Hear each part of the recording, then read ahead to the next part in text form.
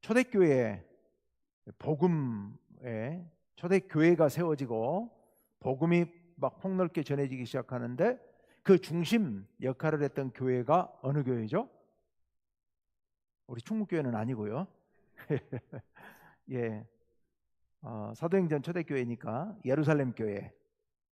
그 당시 교회라는 호칭은 여러 가지로 일반적으로 폭넓게 쓰기도 했지만, 그러나 공식적으로 지역에 있는 교회 하면 예루살렘 교회밖에 없었습니다. 예루살렘 교회가 중심이 되어서 예루살렘의 복음을 전하고, 또 흩어져서 주변의 유대 땅의 복음을 전하고 사마리아의 복음을 전하고 각 곳에 흩어져서 복음을 열심히 전하기 시작했습니다. 그래서 예루살렘이 그 중심 역할을 하면서 거기에 이제 베드로와 또 사도들, 그리고 몇몇 예수님의 형제 야고보라든지 몇몇 장로들, 이런 사람들이 주축이 돼서 예루살렘이 전체 교회의 중심 역할을 든든하게 서서 해가고 있었습니다. 그런데 예수님께서 사도행전 1장 8절에 성령이 너희에게 임하시면 예루살렘과 온 유대와 사마리아와 그 다음에 어디요? 땅끝까지 이르러 내 증인이 되리라 라고 말씀하셨습니다. 이건 땅끝까지 복음을 전하라는 명령이시죠. 땅끝까지. 자, 그런데 예루살렘 교회가 주축이 되어서 예루살렘과 온 유대와 사마리아에까지 복음을 열심히 전했습니다만은 아직 땅끝까지 나가지는 못했죠. 거기 머물러 있었습니다.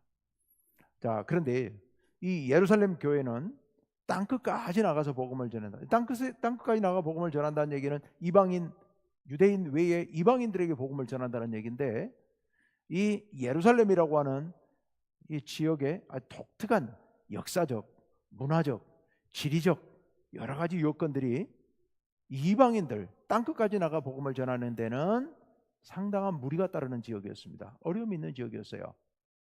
거기 이 예루살렘이라고 하는 곳은 역사적으로 오랫동안 유대 이스라엘의 수도 역할을 하면서 유대 이스라엘 사람들이 구약시대 내내 이방인들과 유대인들을 완전히 딱 구별 지어놓고 나눠놓고서 유대인들만 하나님의 백성들이고 이방인들에 대해서는 배척을 해왔단 말입니다. 계속 그런 곳이 갑자기 변해서 그런 의식과 그런 문화가 오랫동안 쌓여왔던 이 예루살렘이 중심이 되어가지고서 전 세계에 나가서 이방인들에게 복음을 전한다고 하는 것은 많은 어려움들이 있었던 겁니다. 자기들 스스로 뛰어넘지 못하는 그런 많은 어려움들을 안고 있었죠.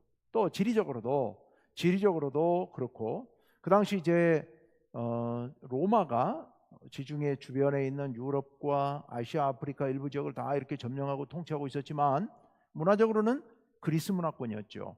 그리스 알렉산더 정복 사업으로 인해서 헬레니즘 문화가 구축이 됐었고, 그 헬레니즘 문화 속에서는 대부분 다 그리스어 헬라어를 쓰면서 사람들이 세계 시민주의에 의해서 문화가 통합되고 이런 어떤 흐름이 있었거든요. 각 곳에 그리스 도시 국가들이 이렇게 건설되어 있고, 그래서 이제 그런 그리스 문화, 헬라 문화, 이 성경 안에도 헬라라는 말이 사도행전에 많이 등장하는데, 이 헬라 문화가 세계 일반화되어 있는 상황이란 말입니다. 그런데 이 예루살렘은 끝까지 헬라화를 거부하고 헬라 문화를 받아들이는데 굉장히 주저하고 어려워했었던 지역이기 때문에 여기서 나가서 복음을 전한다고 하는 건, 헬라 지역에 복음을 전한다고 하는 것은 많은 어려움들이 있었던 거죠. 그래서 하나님께서 이제 예루살렘 중심으로 유대인들에게 복음을 전하던 시대를 넘어서서 이방인 땅끝까지 전 세계적으로 복음을 전파하기 위해서 새로운 전진기지가 필요하셨던 것 같습니다. 그래서 하나님께서 새로운 이방인 선교의 전초기지를 세우시는 그 이야기가 오늘 본문 이야기입니다. 예루살렘 교회가 아닌 새로운 기지. 그래서 그 교회를 중심으로 해서 헬라 지역에 광범위하게 복음을 전하는 데 있어서, 또 능력 있게 복음을 전하는 데 있어서 아주 중요한 역할을 할 교회를 세우시는 이야기가 오늘 말씀이다. 즉 압축해서 말씀드리면 이방인 선교의 전진기지 내지는 전초기지를 세우셨다. 새로운 교회를 세우셨다라는 말씀입니다. 자, 먼저 19절 말씀부터 봅시다. 다 같이 읽습니다. 시작. 그때에 스데반의 일로 일어난 환란으로 말미암아 흩어진 자들이 베니게와 구브로와 안디옥까지 이르러 유대인에게만 말씀을 전하는데. 아멘. 자, 그때 스데반의 일로, 여러분 스데반 이야기는 사도행전 7장에서 마무리가 되고요. 그리고 스데반이 핍박을 받아 죽잖아요. 이제 그 일을 얘기할 거예요. 근데 스데반이 핍박받아서 돌에 맞아 죽고 바로 이어서 8장 1절에 보면 교회에도 스데반 말고 다른 사람들에게도 큰 박해가 있었다. 그래서 유대인들이 예루살렘 교회에 머물러 있지 못하고 사방 각지로 흩어져서 복음을 전하기 시작했다라는 말씀이 사도행전 8장 1절에 나옵니다. 자, 그 일을 얘기하는 겁니다. 스데반의 일로 일어난 환난으로 말미암아, 즉 핍박을 피해서 흩어진 자들이 사방으로 흩어지기 시작했다는 얘기입니다. 고향을 잃고 모교회를 잃고 그리고 낯선 땅으로 다들 흩어져서 이제 복음을 전하기 시작했다 하는 그런 이야기죠. 고향을 잃어버린다고 하는 거, 내가 섬기던 교회를 잃고 쫓겨난다고 하는 거, 도망친다고 하는 거 참 힘든 일이었을 겁니다. 말이 쉽지, 낯선 땅에 가서 적응해서 그곳의 사람들에게서 그곳 속에서 생업을 찾아서 살면서 먹고 살면서 또 그곳에서 복음을 전해야 되고, 야, 이거 정말 힘든 일이었겠죠. 근데 이들이 나가서 복음을 전합니다. 그런데 넷째 줄에 보니까 유대인에게만 말씀을 전했다라고 얘기하고 있습니다. 처음에는 유대인들에게만 말씀을, 여기서 말씀은 복음이죠. 예수 그리스도의 십자가와 부활의 복음, 그 복음을 전했다 하는 얘기입니다. 자, 그런데 어디에 복음을 전했느냐? 베니게와 구브로와 안디옥까지 가서 복음을 전했다. 유대 땅을 떠난 거예요. 팔레스타인이라고 하죠. 제가 다른 용어들하고는 헷갈리니까, 다른 용어는 또 의미가 좀 다르니까 제가 팔레스타인이라고 할게요. 이스라엘 땅, 그 이스라엘 땅, 그 땅을 팔레스타인 땅이라고 합니다. 팔레스타인 땅을 벗어난 거예요. 베니게는 페니키아이고요. 두로와 시돈 있죠. 그쪽 지역입니다. 성경에 두로, 시돈이라고 많이 나오는, 이스라엘에서 바닷가를, 지중해 바닷가로 북쪽으로 쭉 올라가면 좁은 바닷가를 끼고 있는 지역이고요. 여기가 페니키아입니다. 일찍부터 그리스 사람들보다 더 먼저 배를 타고 지중해에서 무역 활동을 해서 지중해 곳곳에다가 식민 도시를 건설했던 사람들이 이 페니키아 사람들입니다. 페니키아 사람들, 우리가 혹시 기억나실지 모르겠습니다만 영어 알파벳이 이 페니키아어에서부터 출발해서 발달했죠. 오늘날 페니키아. 그리고 혹시 또 기억하실지 모르겠습니다. 로마를 침공했던 카르타고의 명장 한니발이라는 사람이 있는데요. 그 한니발이 페니키아 사람입니다. 페니키아가 건설한 식민 도시 카르타고의 장군이었죠. 그 페니키아 혈통이고 그쪽 사람입니다. 어쨌건 이 페니키아, 베니게, 또 성경에는 여러분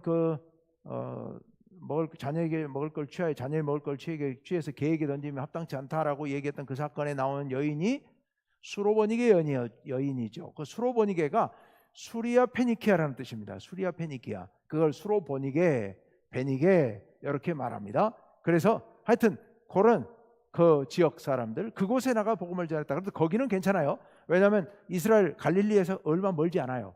조금 올라가면 됩니다. 베니게, 그리고 그 다음에 구브로는 아시죠? 구브로는 바나바의 고향 구브로, 섬인데요. 전라북도만 합니다. 전라북도보다 조금 큽니다. 전라북도가 8,000제곱미터 정도 되는데 여기가 9,000제곱미터 되니까 약간 더 큰 그런 섬, 꽤 큰 섬이죠. 지금의 그 터키 아래쪽에 지중해 바닷가에 있는 큰 섬이에요. 구브로.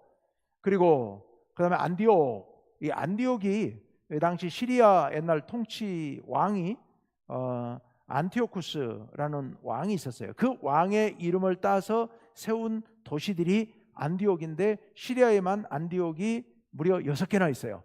그 중에서 이 안디옥이 제일 큽니다. 제일 큰 도시고, 이 도시는 시리아 쭉, 이스라엘 이제 위로 쭉 올라가면 시리아가 바로 나옵니다. 시리아 쭉 더 올라가면 터키가, 지금의 터키가 나옵니다. 거기 터키하고 시리아 사이 정도에 있고요. 나중에 제가 다음에 지도가 필요할 때 지도에서 다시 한번 보여드리겠습니다. 이 안디옥이 그 당시 세계 3대 도시에 들어갔었습니다. 세계 3대 도시, 로마, 그리고 이집트에 있는 알렉산드리아, 그 다음에 여기 시리아에 있는 안디옥, 수리아 안디옥, 시리아 안디옥 이렇게 말합니다. 인구가 그 당시 50만이었다 그러면 전주 인구 정도 되는, 그 정도 되는, 그 당시로서는 엄청 큰 도시였었고요. 그 가운데 유대인들만 한 5만 정도 살고 있었다 그럽니다. 도시가 좁고요, 작아요. 그러니까 전주 구도심 정도, 이 정도 되는 도시가 50만이 모여 사니까 도시가 굉장히 복잡해서 그 안에 뭐 아주 복잡한 그런 주거 환경도 아주 열악하고 뭐 사람만 무지하게 많은 그런 헬라 도시가 바로 안디옥이었습니다. 그래서 수많은 이방인들, 외국인들이 막 많이 모여들고 거기서 장사를 하고 막 이러면서 도시가 범죄도 많고 먹고 살기도 힘들고 빈민도 많고 거리도 복잡하고 이런 도시가 안디옥이었다라고 합니다. 그 가운데 이 유대인들, 예수 믿는 사람, 유대인들이 5만 정도 있었고 그 가운데 예수 믿는 사람들이 거기 피해서, 거기 숨어서 이렇게 생활을 했었던 것 같아요. 자, 그런데 거기까지 가서 복음을 전합니다. 누구에게? 유대인들에게. 그 5만이나 되는 유대인들의 회당에 들어가서 믿는 사람들이 먼저 복음을 전하기 시작했다라는 말씀입니다. 자, 이제 그 다음 20절로 가보겠습니다. 잠깐 방금 19절 말씀 봤는데요. 지난주에 우리가 봤던 내용 기억나시죠? 베드로가 고넬료의 집에 가서 복음을 전하고 왔더니 예루살렘에 오니까 왜 당신 이방인 집에 가서 먹고 마시고 했냐? 라고 하니까 이러이러해서 성령께서 인도하셔서 내가 하나님께서 하시는 일을 내가 어떻게 거부할 수 있겠느냐 해서 이제 얘기를 했고, 그래서 예루살렘 교회가 이방인들에게도 복음이 전해지고 그들도 예수를 믿게 된 것 인정합니다. 그게 이제 18절이었거든요. 오늘 지금 19절부터니까. 그러니까 지금 요 일은 그렇게 베드로와 예루살렘에서 그렇게 이방인들도 이제 복음을 받아들였다라고 인정하기 전 일이에요. 그 좀 전 일이에요. 그러니까 아직 이방인들에게 복음 전했던 것이, 복음 전하는 것이 일반화되지 않았던 때입니다. 이제 그리고 막 그 무렵이 이제 지나가는 상황인데 20절 다 같이 읽습니다. 시작. 그 중에 구브로와 구레네 몇 사람이 안디옥에 이르러 헬라인에게도 말하여 주 예수를 전파하니. 아멘. 자, 여기서 이제 놀라운 건 여기 노란 글씨로 써져 있는 헬라인, 즉 이방인에게도 예수님을 전파하기 시작했다는 겁니다. 혹시라도 거기가 시리아인데 왜 헬라인들이, 아까 헬라인들이 많이 사방에 퍼져 있었다고 그랬습니다만은 여기서 헬라인이라고 말하는 것은 혈통이 헬라인이라는 뜻이 아니라 헬라 문화를 받아들인 헬라어를 사용하는 이방인들, 이런 뜻입니다. 혈통은 뭐 대다수는 시리아 이쪽 사람들이었겠죠. 어쨌건 헬라인들에게도, 즉 이방인들에게도 무엇을 전파했다? 주 예수의 복음을 전파한 겁니다. 자, 그래서 본격적으로 이방인들에게 복음 전파를 하기 시작했다. 아까 전 고넬료 얘기를 했습니다만 그건 한 가정이고, 거기 뭐 복음 전하는 것도 전하는 거지만 그들과 함께 먹었냐 잤냐 뭐 이런 얘기 문제였잖아요. 그런데 여기서 이제 본격적으로 헬라인들에게 복음을 전하기 시작했다. 근데 누가 전했느냐?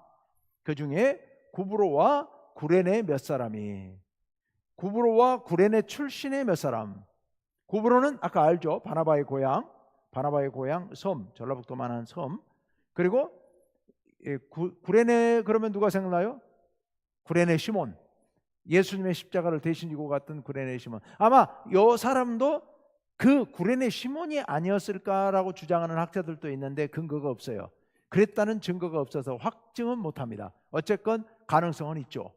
어쨌건 그 구레네라고 하는 곳은 어디냐 하면은 지금의 그 리비아 그러니까 아프리카 북쪽 지중해 연안 그쪽에 있는 지금 그리스하고 마주보고 있는 그쪽 그 아프리카 북쪽에 있는 도시예요. 꽤 먼 거리죠. 거기 출신. 어쨌건 구레네 시몬 같은 그런 몇 사람이 안디옥에 와서 이방인들에게 복음을 전하기 시작했다라는 말씀이에요. 자, 그랬더니 그 결과가 어떻냐? 21절 놀라운 결과가 나타납니다. 다 같이 읽습니다. 시작. 주의 손이 그들과 함께 하심에 수많은 사람들이 믿고 주께 돌아오더라. 아멘. 요 수많은 사람들이 누구요? 헬라인들, 이방인들요. 이방인들이 복음을 듣고 수많은 사람들이 믿고 주님께로 돌아왔다. 예수님을 믿기 시작했다는 겁니다.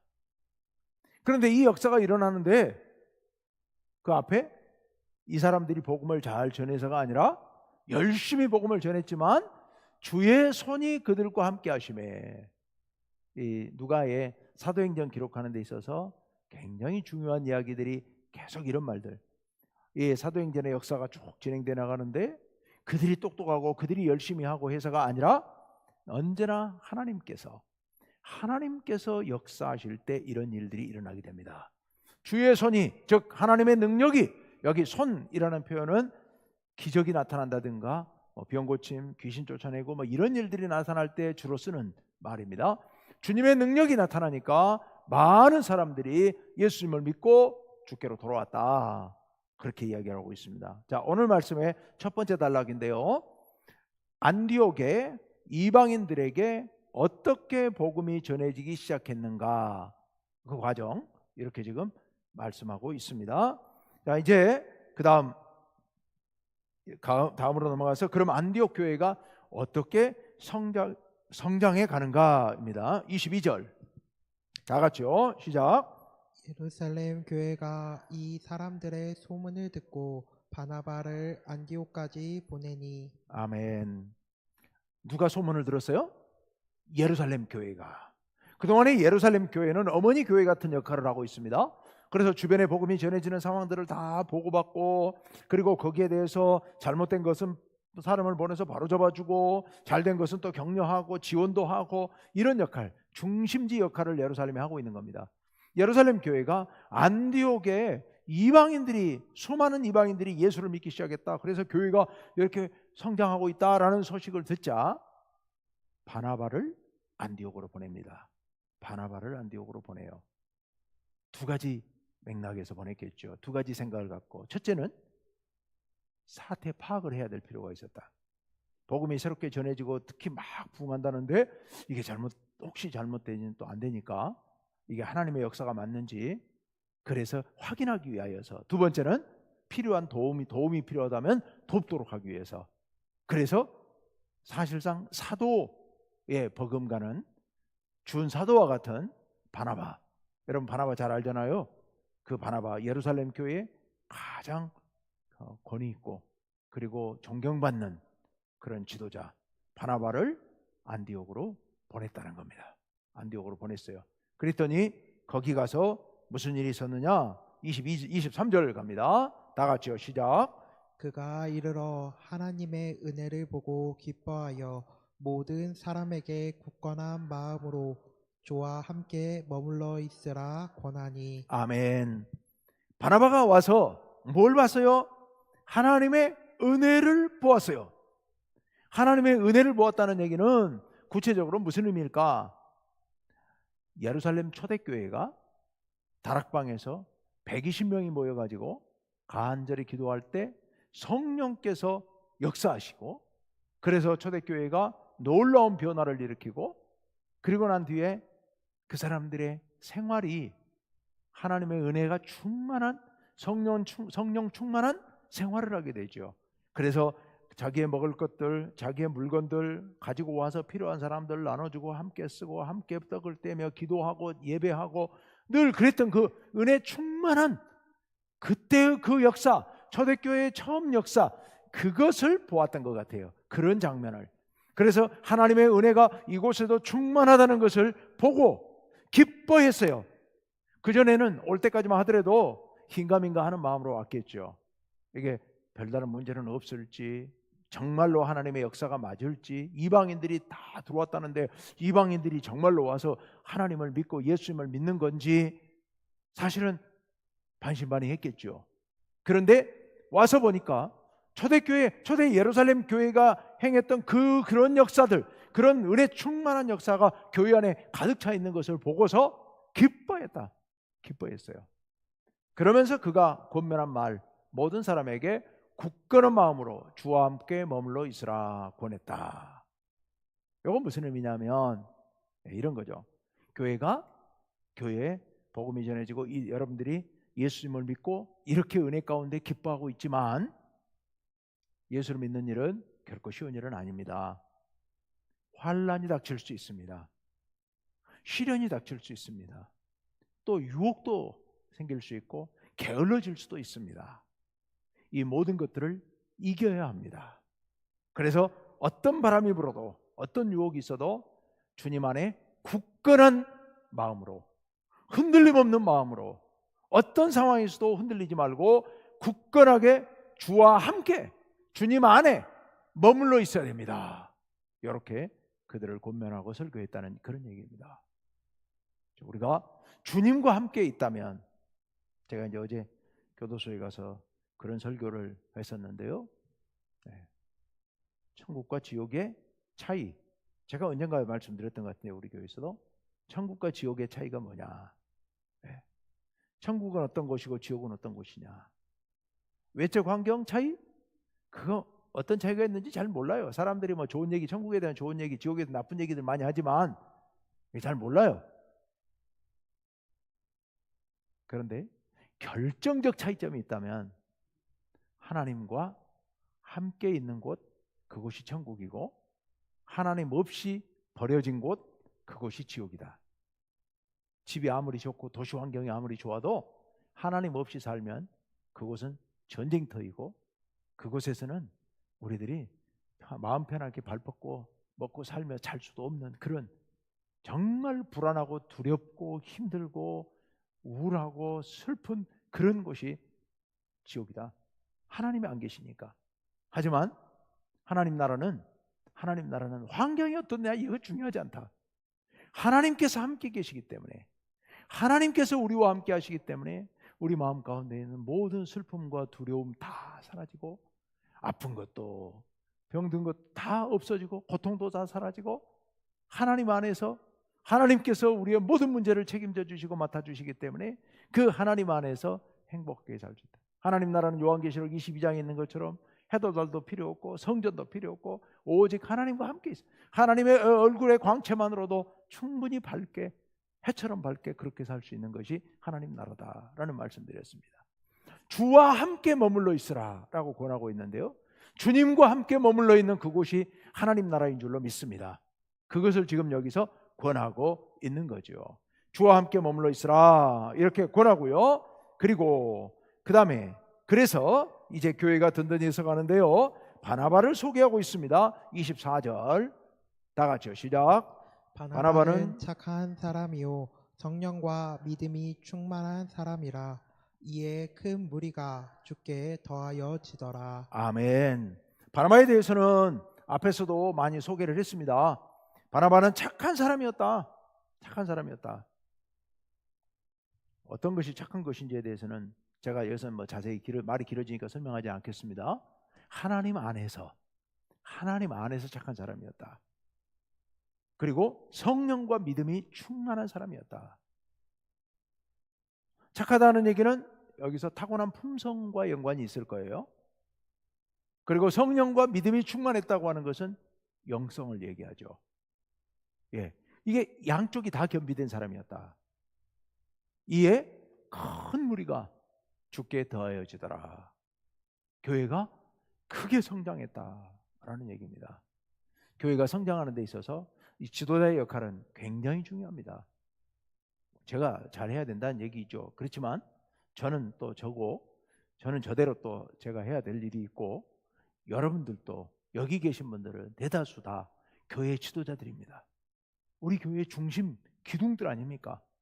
그럼 여러분들이 어떠하냐에 따라서 교회가 이렇게 큰 무리가 더해지는, 교회가 성장하고 튼튼히 설 수도 있고요, 그렇지 못할 수도 있습니다. 근데 그러려면 어떻게 해야 된다? 첫째는 우리의 품성이 하나님 안에서, 성령 안에서 품성이 다듬어져서 좋은 성품을 가져야 된다라는 겁니다. 두 번째는 성령과 믿음이 충만해져야 된다. 우리 모두가 성령과 믿음이 충만해져야 된다. 그래야만 교회가 든든히 서갈 수가 있다.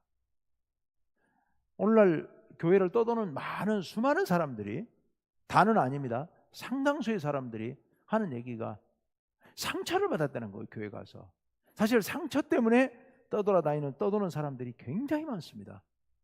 그 상처를 주고받는 이유가 뭡니까? 우리 인간이라는 존재가 원래 뾰족뾰족 해가지고 같이 부대끼면 상처를 입을 수도 있긴 있습니다. 그렇지만 그래도 이런 사람들은, 즉 성령이 착한 사람이고 품성이 착하고 성령과 믿음이 충만한 사람들이라면 그런 문제가 덜할 수 있습니다. 훨씬 덜할 수 있습니다. 물론 상처받았다는 대상들이 주로 목회자들이 많아서 정말 가슴 아픈 일이고 또 목회자들이 더 회개하고 해야 될 일입니다만은, 성도들끼리도 상처받고 상처 주는 경우도 너무도 많아요. 정말 가슴 아픈 일이에요. 뭐 남 얘기가 아니라 우리 안에서도 그런 일들이 언제 일어날지 모릅니다. 대개는요, 상처 준 사람은 잘 몰라요. 내가 언제 상처를 줬냐고. 거의 그렇거든요. 근데 받는 사람은 또 받아요. 그런 경우에. 받는 사람의 문제인가? 그렇지 않습니다. 그렇지 않습니다. 우리가 이런 사람이 될 수 있도록 착하고 품성이 착하고 그리고 성령과 믿음이 충만한 사람들 될 수 있도록, 그래서 우리 교회도 이렇게 성장하는 교회가 될 수 있도록 그렇게 우리가 힘을 쏟아야 될 줄로 믿습니다. 25절 갑시다. 이제 그 다음 단락으로 한 단계 더 성장하게 되는데요, 크게 부흥하게 되는 계기가 되는데요. 25절 다 같이요, 시작. 바나바가 사울을 찾으러 다소에 가서. 그 다음으로 넘어갈까요? 그 다음 26절 상반절 계속 있습니다. 시작. 만남에 안디옥에 데리고 와서 둘이 교회에 1년간 모여 있어 큰 무리를 가르쳤고. 아멘. 전에 바울이 예루살렘에 왔다가 형제들이 사람들이 죽이려고 그러니까, 유대인들이 죽이려고 그러니까 가이사랴로 해가지고 고향으로 보내잖아요. 그 고향이 길리기아 다소예요. 여기 안디옥에서 다행히 멀지 않습니다. 멀지 않다는 게 뭐 아주 가깝다는 뜻은 아니고 예루살렘에서보다는 훨씬 가깝죠. 훨씬 가깝지만 그래도 몇백 킬로미터를 가야 되는 거리예요. 그 당시 교통수단은 없으니까 그 먼 길을 다소까지 가가지고 바울을 찾아냅니다. 그냥 아마 다소 사람이라는 소리만 듣고 찾아갔겠죠. 물어 찾아가서 그곳에 가서 수소문을 해가지고 사울을 찾아가지고 그 사울을 데리고 옵니다. 성도들 숫자가 막 폭발적으로 늘어나는데 감당이 안 되니까, 그러니까 그때 바울이 생각했던 것 같아요. 이 큰 교회에 많은 성도들을 나와 함께 잘 가르칠 사람은 바울밖에 없다는 생각을 한 것 같아요. 그 당시 사울이었죠. 그래서 사울을 찾으러 길리기아 다소까지 가서 찾아가지고 설득을 해서 데리고 오죠. 그 전에 바나바는 사울을 예루살렘 교회에 소개시켜준 인물이잖아요. 그러니까 참 바나바는 사울을 굉장히 좋아했던 것 같아요. 또 사울을 이렇게 잘 연결해주는 역할을 이렇게 잘 감당을 합니다. 그래서 교회에서 무려 1년간이나, 이제 우리가 뭐 1년 그러면 안 되는 것 같습니다. 이 당시는 뭐 몇 달씩 이랬으니까 1년간이나 큰 무리를 가르쳤다. 모여든 큰 무리들, 그 사람들이 다 교회 예수 믿는 사람들일 수도 있고 아닌 이 외부 사람들이 섞여 있는 경우도 있을 수 있을 겁니다. 어쨌건 그들에게 복음을 가르쳤다. 잘 가르쳤던 것 같아요. 자, 그리고 나서 이제 잠깐 참고로 여기서 만남에 안디옥에 데리고 와서 둘이 어디에 1년간 모여 있어? 교회에. 지금까지는 교회가 어디요? 교회 그러면 어디요? 예루살렘 교회만. 그런데 이제 안디옥 교회도 교회라는 호칭을 붙이기 시작합니다. 특히 누가는 이거 구분해서 쓰거든요. 그런데 안디옥 교회도 드디어 교회로서 이제 이름이 붙습니다. 교회에 1년간 모여 있어서 큰 무리를 가르쳤다. 그 다음에 26절 하반절 중요한 말씀이 나옵니다. 다 같이 시작. 제자들이 안디옥에서 비로소 그리스도인이라 일컬음을 받게 되었더라. 아멘. 그리스도인이라는 이름을 얻은 거예요. 여러분, 우리 모두 다 이름을 가지고 살잖아요. 이름이 있잖아요. 이름이 없으면 굉장히 혼란스럽죠. 우리 갑자기 어떤 모임에 낯선 사람들이 잔뜩 모임에 들어가면 처음엔 이름도 잘 모르잖아요. 그러니 막 서로 이야기하는데 막 이게 소통이 안 되잖아요. 이름을 모르면. 그게 참 난감할 일인데. 그런데 이 혼동 없이 정확하게 지칭을 하려면 이름이 필요하죠. 처음에 이름을 모르거나 이름이 없으면 우리 어떻게 불러요? 저기요, 어이. 아랫사람들 같으면 뭐 어이 한다든가, 아니면 이봐요, 여보세요. 얼마나 불편하겠습니까? 그러니까 이름이 있어야 되는 거죠. 근데 우리 이름이라는 건 다 누가 붙여줘요? 부모님이 붙여줬죠. 태어날 때 아무것도 모르고 그냥 부모도 몰라. 이제 막 태어난 애기 다 그 얘기가 그 얘기 같죠. 근데 그냥 자기 마음대로 이름을 붙이는 거죠. 이름을 붙여놔요. 예, 좋은 의미 그리고 뭐 부르기 좋고 의미 있는 그런 이름들을 갖다가 붙여놓겠죠. 근데 그게 이제 아직 아기 때 붙여놓다 보니까 자기가 나중에 살아가면서 자기 나름대로의 독특한 특징들이 있잖아요. 사람이 생김새라든지 성격이라든지 일이라든지 직책이라든지 이런 어떤 고유한 딱 그 사람을 설명하기 딱 좋은 이름들이 많은데 그런 것들이 있을 텐데 우리 이름은 또 그건 아니죠. 황인성 뭐 이건 너무 이게 아무 저를 나타낸다고 말하기가 어렵잖아요. 아는 사람이나 모를까? 그래서 이제 우리가 보통 붙이는 게 뭐예요? 별명을 붙이죠. 별명을 붙이면 아니면 직책명을 부른다든지 관계명을 부른다든지 이러면 이제 훨씬 편해지죠. 정확해지죠. 그래서 우리가 쉽게 별명을 붙이거나 뭐 이렇게 할 수 있겠는데요. 사람들은 이렇게 호칭을 붙임으로써 이 별명을 붙임으로써 그 사람들의 그 정체성 이것을 사람들에게 알려진 정체성을 호칭으로 보통 사용을 하게 됩니다. 지금 제자들이 안디옥에서 비로소 그리스도인, 크리스찬 또는 우리 기독교인이라는 이름을 붙이게 됐다. 오늘날 우리가 일반적으로 다 사용하고 있는 호칭이잖아요. 근데 이 이름이 처음부터 오늘날 우리가 사용하는 것처럼 명예로운 이름으로 예수 믿는 사람들, 예수 그리스도를 믿는 사람들 이런 호칭으로 붙인 건 아닌 것 같아요.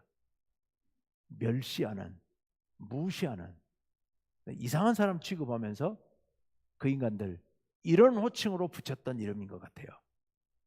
우리나라에 복음이 들어왔을 때 예수쟁이 이런 호칭처럼 약간 좀 무시하는 이런 호칭이었을 가능성이 많다라고 학자들이 되게 보고 있어요. 이걸 어쨌거나 그런데 그렇게 붙은 호칭인데 이게 너무 잘 붙은 거잖아요. 그렇잖아요. 그리스도인, 와 이거 얼마나 좋은 이름입니까? 그리스도인이라는 일컬음을 받게 됐다. 자, 그런데 한번 생각해 보세요. 왜 그 사람들이 그리스도인이라고 불렀을 것 같아요? 이 호칭을 멸시하는 호칭으로 붙였다는 얘기는 바깥 사람들이 붙여줬다는 얘기잖아요. 바깥의 외부인들이 안디옥에 있는 예수 안 믿는 사람들이 붙여준 이름이에요. 근데 왜 하필 이름을 붙였는데 그리스도인이라고 붙였을까요? 그 사람들이 복음을 전하면서 예수 그리스도 복음을 전한다고 늘 그리스도 예수 그리스도를 외치고 다녔던 거예요. 그리스도라는 말은 메시아라는 뜻이거든요. 구세주, 구원자. 우리 구원자 예수 이 말을 하도 하고 다니니까 이 사람들이 그리스도인이라는 호칭을 붙인 거예요. 복음을 전하는데 온 힘을 쏟았고 그리고 그 복음에 걸맞도록 복음에 부합하도록 내가 선하게 착하게 이웃들을 사랑하면서 그렇게 살았던 것 같아요. 그리고 교회가 아주 모범적인 그런 삶의 모습을 보여줬던 것 같아요. 그러니까 그 모습을 보고서 저 인간들은 참 독특한 인간들이다. 아주 특이한 인간들이다. 그래서 저것들 그리스도인들이라고 부르기 시작했다는 겁니다. 우리가 이 이름을 얻게 된 거 우리 참 영광스러운 호칭이 되었는데요. 하여튼 그런 내역 속에서 이렇게 그리스도에 속한 사람이라는 이름이 붙었다는 것 우리가 기억합시다. 시간이 많이 갔는데 그만할까요? 좀 더 해도 되겠죠? 안 피곤하시죠? 예. 자, 27절 금방 다 돼갑니다. 27절 갑니다. 자, 이제 그 교회가 이 안디옥 교회가 행한 사역이 하나 나옵니다. 27절 다 같이요. 시작. 그때 선지자들이 예루살렘에서 안디옥에 이르니 예루살렘 교회가 계속해서 추가로 선지자들 즉 먼저 믿고 예수 잘 믿는 사람들을 보낸 것 같아요. 이 선지자라는 호칭을 쓴 게 좀 특이합니다만 어쨌건 안디옥 교회를 돕기 위해서 끊임없이 사람들을 보내주고 있었다. 그래서 28절 갑니다. 시작. 그 중에 아가보라 하는 한 사람이 일어나 성령으로 말하되 천하에 큰 흉년이 들리라 하더니 글라우디오 때에 그렇게 되니라. 아멘. 여기 아가보라는 선지자가 천하가 흉년된다라고 예언을 했는데 글라우디오 때, 글라우디오는 로마 4대 황제 클라우디우스 황제를 이야기합니다. AD 41년부터 54년까지 집권을 했어요. 황제가 통치를 했어요. 우리가 잘 알고 있는 아우구스투스가 1대 황제고 그다음에 디베rio 황제, 예수님 태어날 때 디베리오가 디베리오가 그 다음에 두 번째 황제였었고요. 그리고 그 다음에 칼리굴라라는 사람이 황제가 있었고, 네 번째 황제가 여기 클라우디우스. 이 클라우디우스 다음이 네로예요. 네로 박해가 시작되기 전이에요. 클라우디우스는 기독교인들을 크게 박해하진 않았는데 로마에서 유대인 추방령을 한번 내린 적은 있습니다. 그것도 성경에 나와요. 로마서에 나와요. 어쨌거나 이 클라우디오 때에 AD 47년, 46년, 7년, 8년경에 예루살렘에 대기근이 있었던 것으로 알려지고 있습니다. 자, 그러자 29절 갑니다. 다 같이요. 시작. 제자들이 각각 그 힘대로 유대에 사는 형제들에게 부조를 보내기로 작정하고, 예루살렘 지역에 기근이 들어서 사람들이 굉장히 먹고 살기 힘들어지니까 예루살렘 교회의 성도들을 돕기 위해서 안디옥 교회 성도들이 부재 헌금을 모아서 보내게 됐다 하는 그런 얘기입니다. 서로 예루살렘 교회가 계속 사람들을 보내서 안디옥을 돕고, 안디옥 교회가 이 어려움 당한 예루살렘 교회를 돕기 위해서 구제헌금을 모아서 돕고, 서로 주고받으면서 이렇게 형제로서, 형제교회로서 함께 사역을 하는 그런 모습이 아름답게 이렇게 묘사되어 있습니다. 자, 그 다음에 마지막 30절 말씀 다 같이요. 시작.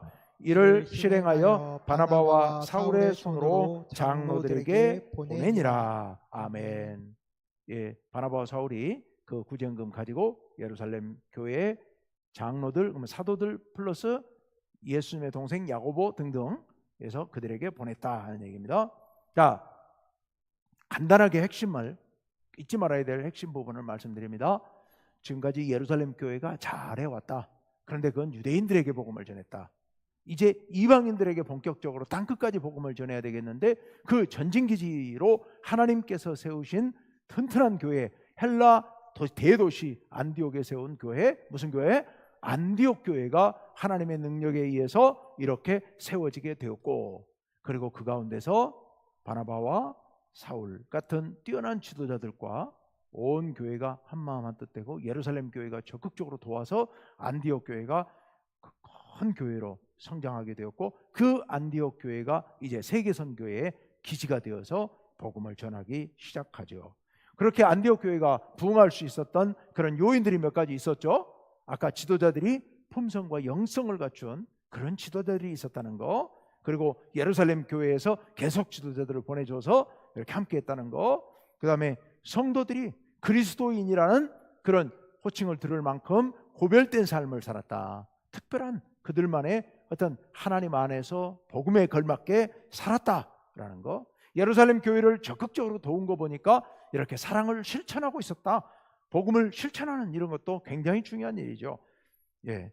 그리고 무엇보다 중요한 것은, 이 모든 것은 하나님의 계획과 하나님의 도우심, 하나님께서 이끌어 가심으로 이 놀라운 역사가 이루어졌다라는 것 우리가 기억해야 될 줄로 믿습니다. 우리가 오늘 이 말씀을 통하여서 우리도 열린 마음으로 안디옥 교회처럼 우리 교회가 그렇게 성장하고 귀한 사명을 감당할 수 있게 해달라고. 지금 이 시대가 정말 어려운 시대잖아요. 어떻게 보면 교회 선교에 큰 위기가 닥치고 있는 시대입니다. 옛날 방식으로는 어렵습니다. 이 시대에 맞는 새로운 방식들을 끊임없이 개발해내야 되고 그렇게 나아가야 됩니다. 우리 충북교회가 그런 역할을 감당할 수 있게 해달라고 우리 간절한 마음으로 기도해야 될 줄로 믿습니다. 우리 이 시간 함께